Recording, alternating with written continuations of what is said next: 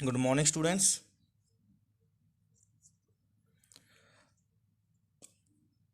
तो अज आप जो करने जा रहे हैं यूनिट 5th का यूनिट 5th ਦਾ ए चैप्टर। तो चैप्टर नेम अपने को तो अपने को 5th ए चैप्टर आ जो centre of mass and rotational motion. Centre of mass and centre of mass and rotational motion.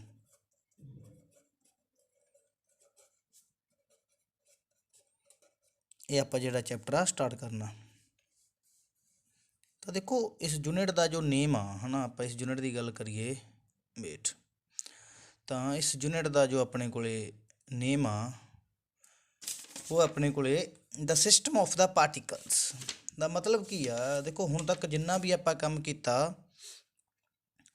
हुण तक जो भी आप काम किया उस आप बॉडी नूं एक सिंगल पार्टिकल मन के जो काम किया गा, फोर्स लग रही है, मोशन हो रहा गा, सारा सिंगल पार्टिकल एक पॉइंट मास पॉइंट ऑब्जैक्ट उसनूं कंसिडर करके सारा जो भी आप काम उस किया गा।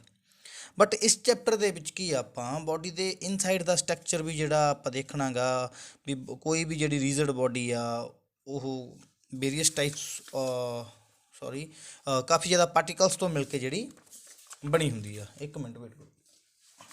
तो आप उसकी भी जी इतने स्टडी है हुण करनी आ भी पार्टिकल्स तो किदां जी फोर्स लगती आ, किदां उन्होंने बिहेवियर होंदा गा, उसकी आप गल करांगे। तो आप इस तो स्टार्ट करते हैं। तो फस्टली जो आप काम स्टार्ट कर रहे हैं वो अपना कॉन्सैप्ट रीजड बॉडी तो ही स्टार्ट हो रहा। रीजड बॉडीज की होंदियां ने है ना। तो रीजड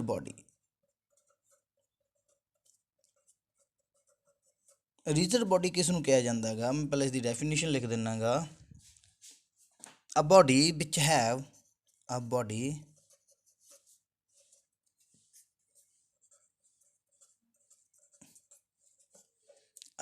which have which has a definite shape and size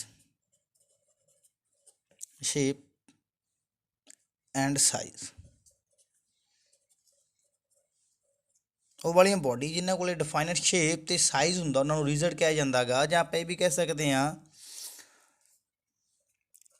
if the और अदर डेफिनेशन आप इसकी लिख सकते हैं if the distance between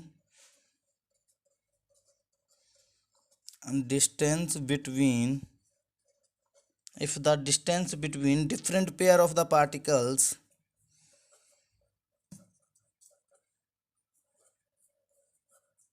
distance between the different pair of particles of a body do not change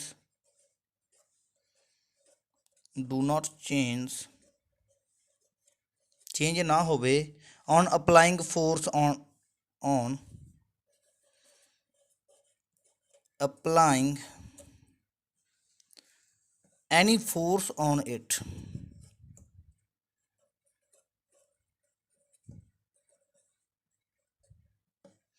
J body के कोई भी दो मैं पार्टिकल्स का पेयर ले ला, लाइक किन्ने भी पार्टिकल्स दे आप देख लिए ना, कोई भी पेयर सिलेक्ट कर लीए, बॉडी से फोर्स लगा दीए, फोर्स लगाने तो बाद भी उन्होंने पेयर के विचकारला डिस्टेंस जो चेंज ना हो तो आप कह सकते हैं बॉडी अपने को रिजिड बॉडी है।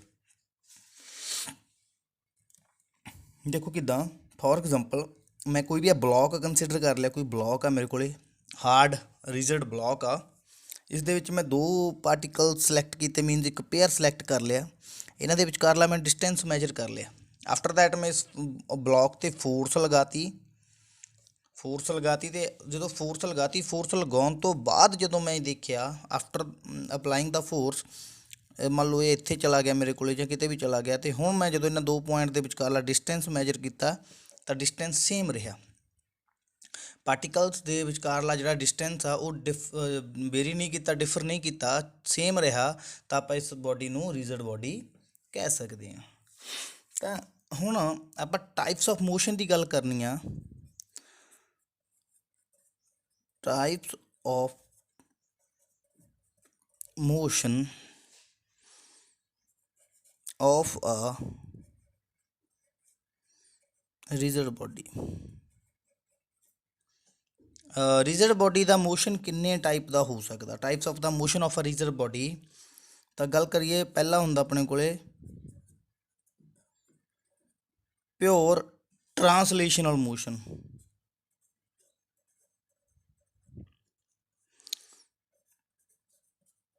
ਪਿਓਰ ਟਰਾਂਸਲੇਸ਼ਨਲ ਮੋਸ਼ਨ, ਇੱਕ ਹੁੰਦਾ ਪਿਓਰ ਰੋਟੇਸ਼ਨਲ ਮੋਸ਼ਨ, ਐਂਡ ਇੱਕ ਹੁੰਦਾ combination of the translational and rotational motion. ਤਾਂ ਫਸਟ ਆਫ ਆਲ ਇਹ ਪਿਓਰ ਟਰਾਂਸਲੇਸ਼ਨਲ ਮੋਸ਼ਨ ਕਿਹੜਾ ਹੁੰਦਾ ਗਾ? ਉਹ ਵਾਲਾ ਮੋਸ਼ਨ ਜਿਸ ਦੇ ਵਿੱਚ ਬੋਡੀ ਲਾਈਕ ਕਿਸੇ ਵੀ ਅਲੋਂਗ ਅ ਸਟ੍ਰੇਟ ਲਾਈਨ ਮੂਵ ਕਰੇ ਤੇ ਬੋਡੀ ਦੇ ਸਾਰੇ ਪਾਰਟੀਕਲ ਸੇਮ ਵੈਲੋਸਿਟੀ ਦੇ ਨਾਲ ਉਸੇ ਹੀ ਡਾਇਰੈਕਸ਼ਨ ਦੇ ਵਿੱਚ ਮੂਵ ਕਰਨ। ਮੰਨ ਲਓ ਮੇਰੇ ਕੋਲੇ ਕੋਈ ਆ ਬਲੌਕ ਪਿਆ ਸੀ, ਇਹ ਬਲੌਕ ਸਲਾਈਡ ਕਰ ਰਿਹਾ ਸੀਗਾ from any inclined plane with speed b, velocity b, all the particle of the block will also move in this direction with same speed। ਠੀਕ ਹੈ ਨਾ? ਤਾਂ ਸੇਮ ਸਪੀਡ ਨਾਲ ਉਸੇ ਡਾਇਰੈਕਸ਼ਨ ਦੇ ਵਿੱਚ ਸਾਰੇ ਪਾਰਟੀਕਲ ਵੀ ਜਿਹੜੇ ਮੂਵ ਕਰ ਰਹੇ ਹੋਣਗੇ, ਉਸ ਨੂੰ ਆਪਾਂ ਬੋਲਾਂਗੇ ਬੋਡੀ ਦਾ ਪਿਓਰ ਟਰਾਂਸਲੇਸ਼ਨਲ ਮੋਸ਼ਨ। ਠੀਕ ਹੈ ਜੀ? the motion in which all the particle of the body are moving together with same speed, ਜਾਂ same speed with in same direction, और ਜਾਂ simple ਕਹਿ ਸਕਦੇ ਹਾਂ same velocity, ਹੈ ਨਾ? the motion in which all the particles of a body are moving with same speed in same direction। ਤਾਂ ਉਸ ਮੋਸ਼ਨ ਨੂੰ ਆਪਾਂ ਬੋਡੀ ਦਾ ਟਰਾਂਸਲੇਸ਼ਨਲ ਮੋਸ਼ਨ ਆ ਜਿਹੜਾ ਕਹਿ ਸਕਦੇ ਹਾਂ। ਫਿਰ ਇਸੇ ਤਰ੍ਹਾਂ ਹੁੰਦਾ ਇੱਕ ਆਪਣੇ ਕੋਲੇ pure rotational motion. Pure rotational motion ਜਿਸ ਦੇ ਵਿੱਚ ਬੋਡੀ ਰੋਟੇਟ ਕਰਦੀ ਆ। ਇਸੇ ਤਰ੍ਹਾਂ ਆਪਣੇ ਕੋਲੇ ਹੁੰਦਾ ਇੱਕ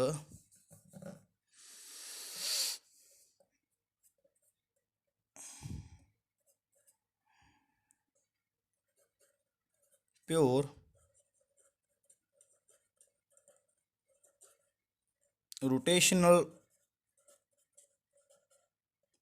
ਮੋਸ਼ਨ। ਇਹ ਪਿਓਰ ਰੋਟੇਸ਼ਨਲ ਮੋਸ਼ਨ ਕਿਹੜਾ ਹੁੰਦਾ? ਉਹ ਵਾਲਾ ਮੋਸ਼ਨ ਜਿਸ ਦੇ ਵਿੱਚ ਬੋਡੀ ਰੋਟੇਟ ਕਰੇ about a fixed axis, and ਉਹ ਜੋ ਉਸਦੀ ਐਕਸਿਸ ਆ ਨਾ ਉਹ ਫਿਕਸਡ ਹੋਣੀ ਚਾਹੀਦੀ ਆ। ਫੋਰ ਐਗਜ਼ਾਮਪਲ ਸੀਲਿੰਗ ਫੈਨ ਦੀ ਆਪਾਂ ਐਗਜ਼ਾਮਪਲ ਲੈਂਦੇ ਤੇ ਨਾ, ਆਪਣੇ ਘਰੇ ਜਿਹੜਾ ਪੱਖਾ ਹੁੰਦਾ, ਸੀਲਿੰਗ ਫੈਨ ਹੁੰਦਾ ਗਾ, ਤਾਂ ਉਹ ਕੀ ਕਰਦਾ ਗਾ, ਉਸ ਦੀ ਜਿਹੜੀ ਐਕਸਿਸ ਆ ਉਹ ਫਿਕਸਡ ਹੁੰਦੀ ਆ ਤੇ ਫੈਨ ਉਸ ਐਕਸਿਸ ਦੇ ਅਰਾਊਂਡ ਰੋਟੇਟ ਕਰ ਰਿਹਾ ਹੁੰਦਾ ਗਾ। ਤਾਂ ਕੋਈ ਵੀ ਬੋਡੀ ਜੋ ਫਿਕਸਡ ਐਕਸਿਸ ਦੇ ਅਰਾਊਂਡ ਰੋਟੇਟ ਕਰਦੀ ਆ ਤਾਂ ਉਸ ਨੂੰ ਆਪਾਂ ਜਿਹੜਾ ਪਿਓਰ ਰੋਟੇਸ਼ਨਲ ਮੋਸ਼ਨ ਕਹਿੰਦੇ ਆ।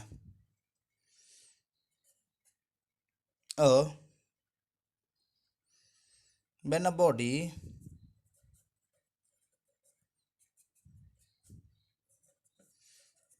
a body rotate around a fixed axis, the motion of body is called pure rotational motion. ਤਾਂ ਉਸ ਬੋਡੀ ਦੇ ਮੋਸ਼ਨ ਨੂੰ ਆਪਾਂ ਪਿਓਰ ਰੋਟੇਸ਼ਨਲ ਮੋਸ਼ਨ ਜਿਹੜਾ ਕਹਾਂਗੇ, ਜਦੋਂ ਬੋਡੀ ਇੱਕ ਫਿਕਸਡ ਐਕਸਿਸ ਦੇ ਅਰਾਊਂਡ ਰੋਟੇਟ ਕਰੇਗੀ। ਐਂਡ ਇੱਕ ਜੋ ਆਪਣੇ ਕੋਲ ਹੁੰਦਾ that is the combined motion, combination of. ਇਸ ਦੇ ਵਿੱਚ ਐਗਜ਼ਾਮਪਲ ਤੁਸੀਂ ਸੀਲਿੰਗ ਫੈਨ ਦੀ ਦੇ ਸਕਦੇ ਹੋ, ਜਾਂ ਕੋਈ ਵੀ ਮੈਂ ਲਾਈਕ ਆ ਰਿਜਿਡ ਬੋਡੀ ਲੈਤੀ ਆ ਐਂਡ ਇਸ ਦਾ ਐਕਸਿਸ ਜੋ ਫਿਕਸਡ ਹੈ, ਇਸ ਫਿਕਸਡ ਐਕਸਿਸ ਦੇ ਅਰਾਊਂਡ ਰੋਟੇਟ ਕਰ ਰਹੀ ਆ, ਤਾਂ ਇਹ ਆਪਣੇ ਕੋਲ ਪਿਓਰ ਰੋਟੇਸ਼ਨਲ ਹੋ ਗਿਆ। ਹੁਣ ਕੰਬੀਨੇਸ਼ਨ ਦੇ ਵਿੱਚ ਕੀ ਆ ਨਾ, ਬੋਡੀ ਕੰਬਾਈਨਡ ਮੂਵ ਕਰੂਗੀ, ਰੋਟੇਟ ਵੀ ਕਰੂਗੀ ਤੇ ਟਰਾਂਸਲੇਟ ਵੀ ਕਰੂਗੀ। ਫੋਰ ਐਗਜ਼ਾਮਪਲ ਇੱਥੇ ਮੇਰੇ ਕੋਲ ਕੋਈ ਵੀਲ ਸੀ, ਵੀਲ ਮੰਨ ਲਓ, ਜਾਂ ਕੋਈ ਫੁੱਟਬਾਲ ਮੰਨ ਲੈਣਾ ਮੈਂ, ਹੈ ਨਾ। ਤਾਂ ਹੁਣੇ ਜਦੋਂ ਰੋਟੇਟ ਕਰੂਗੀ ਤਾਂ ਕੀ ਹੋਊਗਾ, ਦੇਖੋ, ਨਾਲੇ ਤਾਂ ਇਹ ਐਕਸਿਸ ਦੇ ਅਰਾਊਂਡ ਰੋਟੇਟ ਕਰੂਗੀ ਜੋ ਫਿਕਸਡ ਨਹੀਂ ਹੈਗਾ, ਐਕਸ ਦੇ ਅਰਾਊਂਡ ਰੋਟੇਟ ਕਰੂਗੀ, ਐਂਡ ਨਾਲੇ ਇਸ ਦਾ ਜੋ ਆਪਾਂ ਕਹਿ ਲਈਏ ਸੈਂਟਰ ਆਫ ਮਾਸ ਦਾ ਵੀ ਕਨਸੈਪਟ ਲੈ ਕੇ ਆਵਾਂਗੇ, ਇਹ ਮੂਵ ਸਟ੍ਰੇਟ ਫੋਰਵਰਡ। ਤੇ ਨਾਲ ਤਾਂ ਬੋਲ ਅੱਗੇ ਨੂੰ ਜਾਊਗੀ, ਅੱਗੇ ਨੂੰ ਵੀ ਤਾਂ ਆਊਗੀ ਕਿਉਂਕਿ ਜਿਉਂ ਰੋਲ ਕਰਦੀ ਜਾਊਗੀ ਅੱਗੇ ਜਾਂਦੀ ਜਾਊਗੀ, ਨਾਲ ਤਾਂ ਬੋਲ ਅੱਗੇ ਆਊਗੀ ਨਾਲੇ ਰੋਟੇਟ ਕਰੂਗੀ, ਟਰਾਂਸਲੇਟ ਵੀ ਕਰ ਰਹੀ ਆ ਤੇ ਰੋਟੇਟ ਵੀ ਕਰ ਰਹੀ ਆ। This is the combination of the translational and rotational motion. combination of translational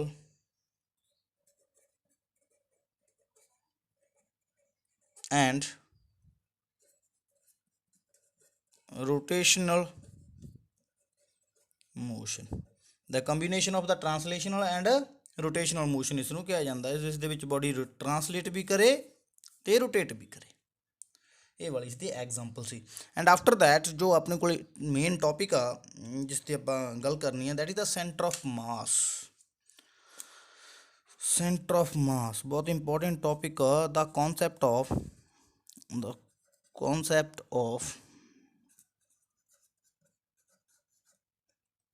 centre of mass.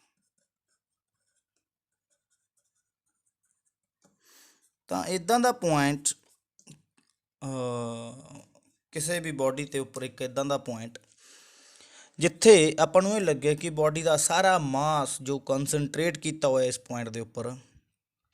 ਤਾਂ ਵੈਸੇ ਤਾਂ ਇੱਕ ਸੈਂਟਰ ਆਫ ਗ੍ਰੈਵਿਟੀ ਹੁੰਦਾ, ਇੱਕ ਸੈਂਟਰ ਆਫ ਮਾਸ ਹੁੰਦਾ ਹੈਗਾ।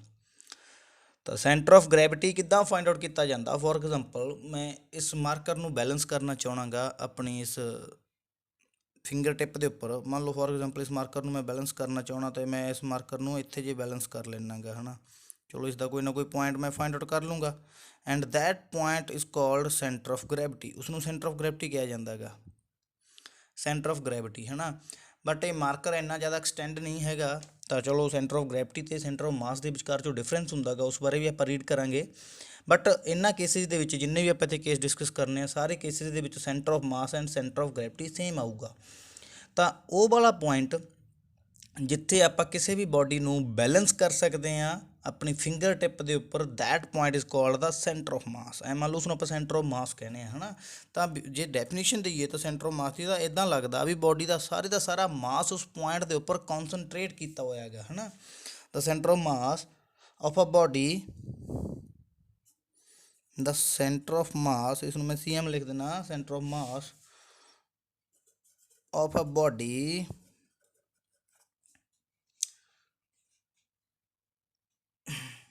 is as defined as the center of mass of a body as a point ਇੱਕ point ਹੁੰਦਾ ਗਾ, as a point at which the entire mass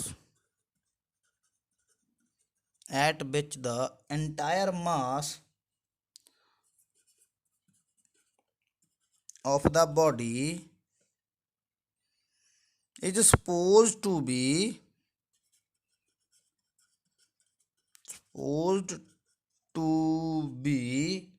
concentrate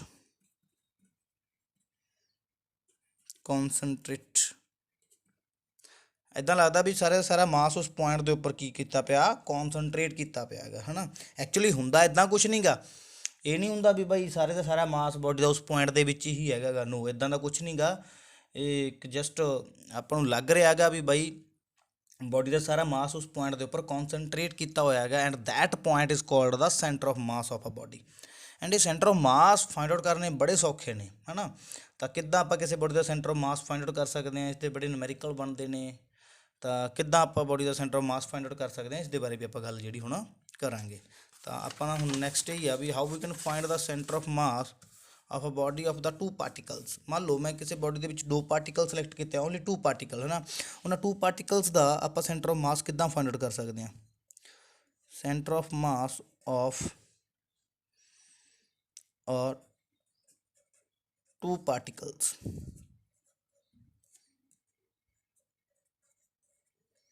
center of mass of the 2 particle system।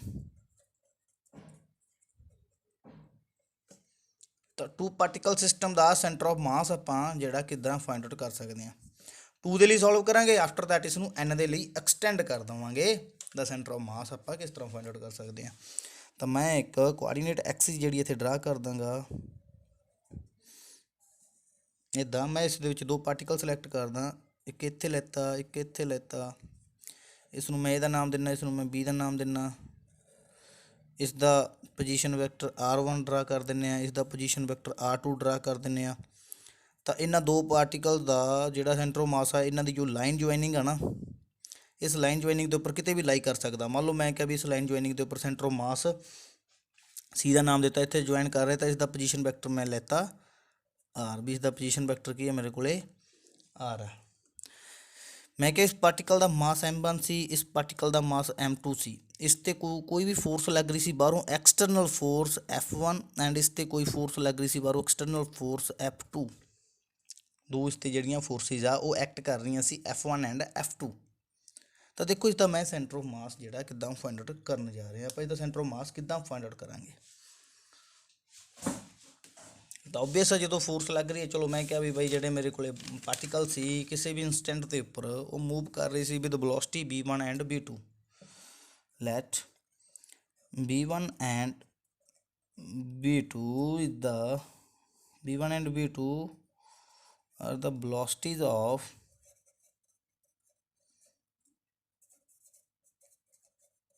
particle A and B at any instant।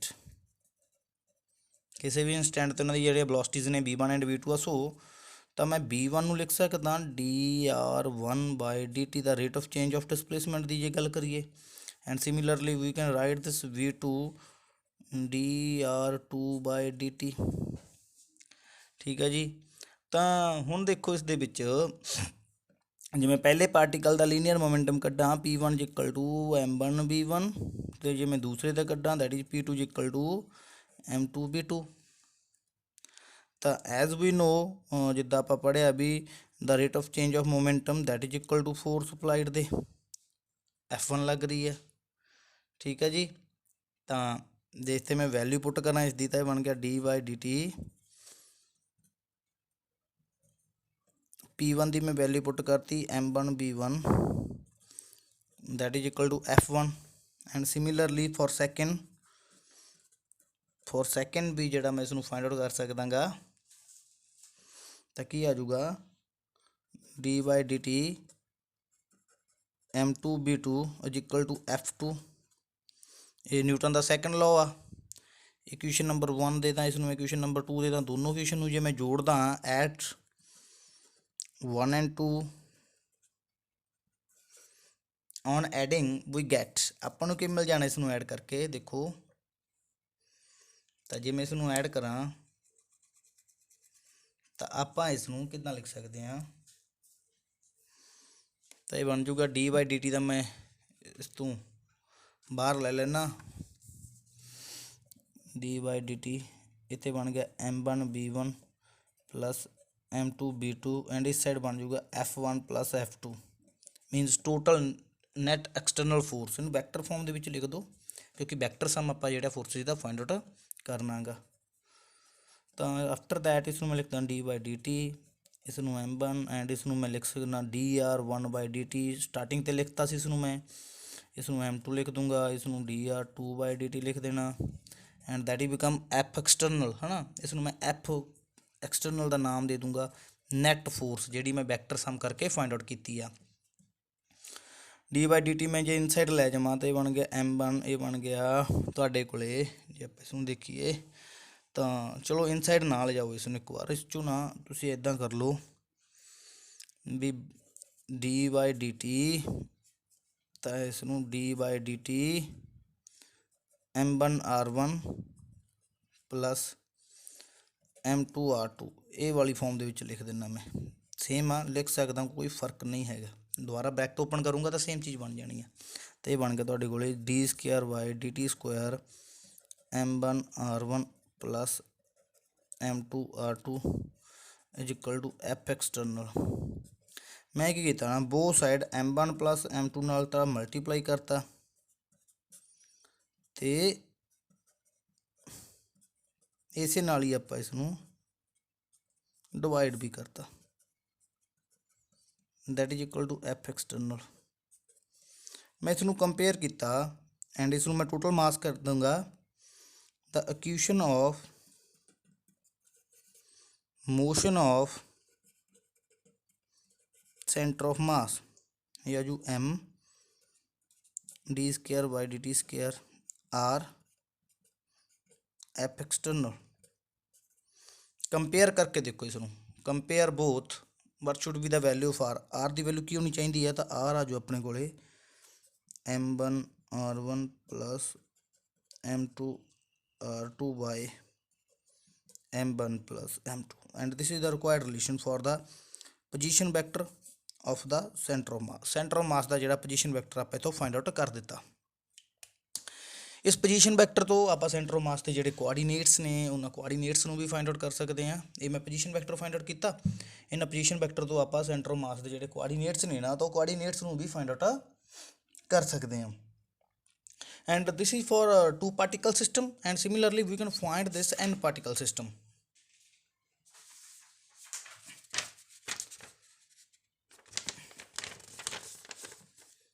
तो देखो इसनूं आपां n particle system के लिए भी जिहड़ा सॉल्व कर सकते हैं। किदां फॉर n पार्टिकल सिस्टम के लिए जो अपने को आर आ जाऊगा वो आ जाऊगा m1r1 plus m2r2 plus m3r3 and so on mn/rn by m1 plus m2 plus m3 plus so on mn, and we can write this as a summation I1 to n mi/ri by mi। तो इसनूं मैं as आ summation भी जोड़ा इसनूं as it लिख सकदा गा। तो ये सीगा आर्टिकल अपने को centre of mass of the n particle system का। तो इसनूं तक चैक करो तो इस तो नैक्सट दे टॉपिक आ जोड़े उन्होंने वीडियो आप जल्दी अपलोड करांगे। तो कुछ इस दे विच स्टैंडर्ड बॉडीज़ की मैं गल कर दांगा भी जिदा सेंटर ऑफ मास जे गल करा हॉलोस्फीयर की तो कित्थे लाई करूगा एट सेंटर। तो यह गल याद रखियो जरूरी नहीं हुंदा भी जिथे सेंटर ऑफ मास लाई करे बॉडी का उत्थे मास होना जरूरी हुंदा भी सेंटर ऑफ मास उस जगह पर लाई कर सकता जिथे बॉडी का कोई ना कोई मास एग्जिस्ट करता हो। तो इदा नहीं तो सेंटर ऑफ मास इदा की जगह के उपर भी एग्जिस्ट कर सकता जिथे कोई बॉडी का मास प्रैजेंट नहीं हुंदा। ठीक है जी। सॉलिड स्फीयर का उसका भी सेंटर ऑफ मास उसके सेंटर पर आऊगा, सर्कुलर रिंग का वो भी सेंटर पर आऊगा, डिस्क का सेंटर ऑफ मास भी उसके डिस्क के सेंटर पर आऊगा। यूनीफॉर्म रॉड का सेंटर ऑफ मास उसकी लेंथ का हाफ कर लो जिथे भी पॉइंट मिलता उत्थे आ जाऊगा। एंड काफ़ी स्टैंडर्ड जोड़े इस शेप्स के सेंटर ऑफ मास डिस्कस किए हुए हैं तो आप उन्होंने डिस्कस करांगे। तो इतों तक का काम अज के लिए हैगा।